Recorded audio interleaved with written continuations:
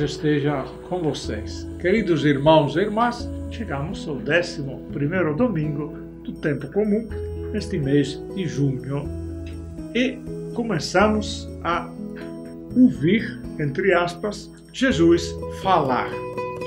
O Evangelho de Marcos não coloca muitos discursos de Jesus, mas o essencial, podemos dizer, ou seja, nos dá pistas para que a palavra que se espalhava e que nós dizemos se fez carne, que é Jesus, anuncia o novo. E o novo se chama o reino de Deus. E como é que Jesus espalhava esta palavra do reino? Através de parábolas.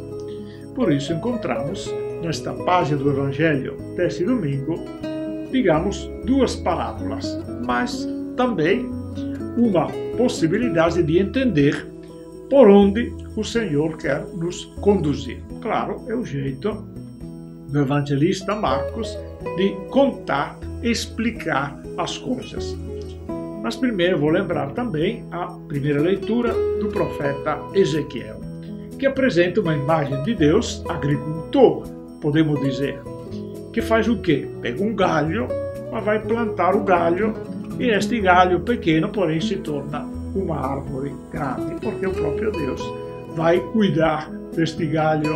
E depois diz coisa também, este profeta Ezequiel, que nos ajuda depois a entender a maneira de falar de Jesus. Ou seja, ele diz, eu faço as coisas, a árvore grande vai ser rebaixada e a pequena levantada. A árvore verde vai secar e a seca é aquela que está sequinha e vai florescer. Para dizer como Deus faz alguma coisa surpreendente.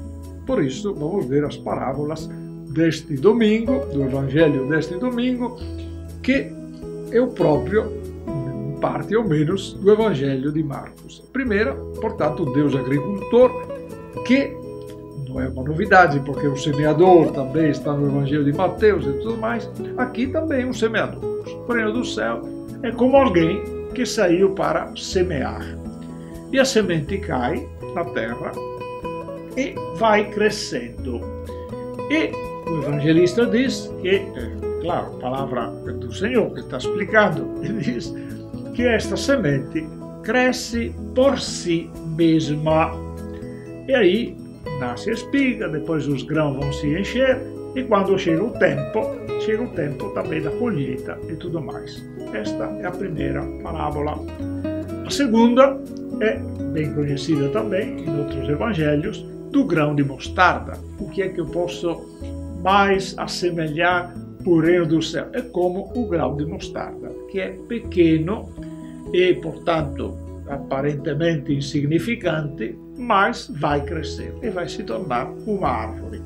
E a conclusão do Evangelho deste domingo sempre é que Jesus somente falava em parábolas, mas aos seus amigos, aos discípulos, explicava tudo. Interessante, né? Portanto, as parábolas, claro, era uma forma de sapiencial, para usar uma palavra difícil, ou seja, não definições, não afirmações ou explicações assim, raciocínios para entender, mas o fato de aproveitar de imagens e de algo que são imagens, perdoem, também dinâmicas, ou seja, não são imagens como se fosse um retrato parado.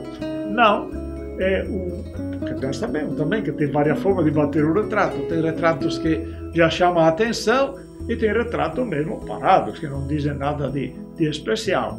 E estes são retratos, podemos dizer, ou cenas que se animam, porque a sementeira, a semeadura e o trabalho do semeador e esta semente que cresce e por si mesma é algo que vai acontecendo.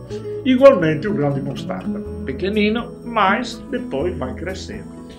Ou seja, Jesus não vai nos explicar o reino do céu como algo organizado, planejado, definido.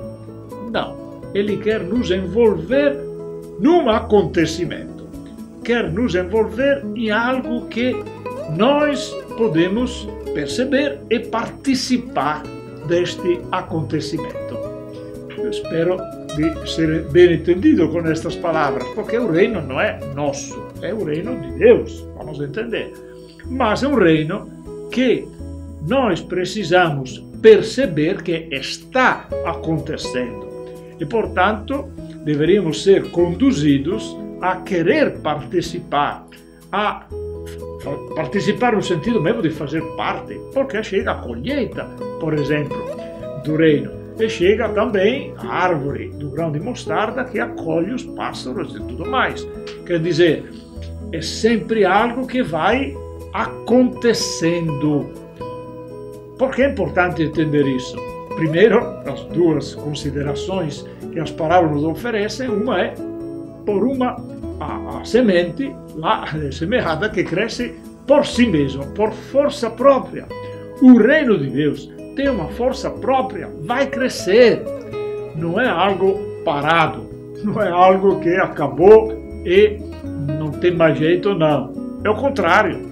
Quando pensamos, e ali vem a outra parábola, que é aquela da grão de mostarda, que é pequenino.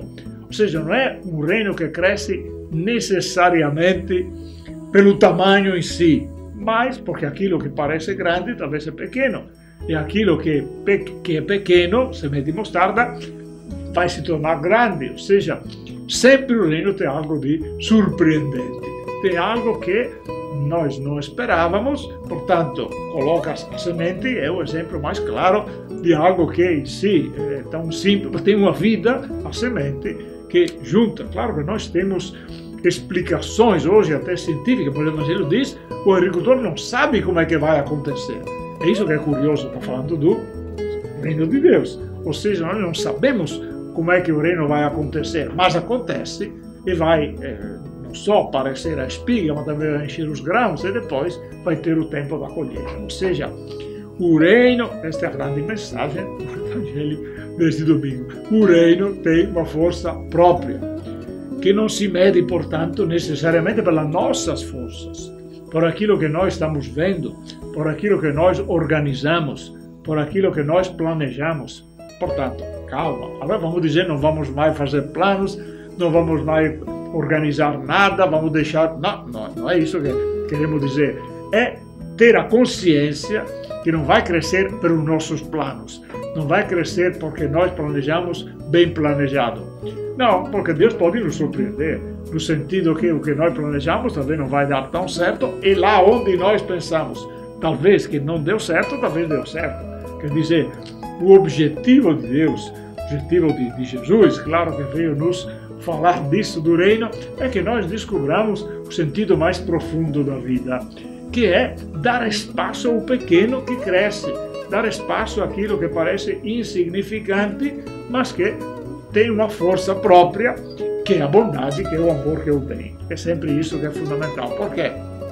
Porque nós somos atraídos, é claro, das coisas grandiosas, das coisas que se apresentam de uma forma extraordinária. Vamos dizer, isso é que é importante. É justamente onde está o engano. Humanamente falando, ou melhor, com a mentalidade do mundo, nós somos atraídos pelas coisas mundanas, pelas coisas que é a riqueza, que é o poder, portanto, as aparências, as coisas grandiosas, super organizadas, que chamam a atenção, tudo perfeito.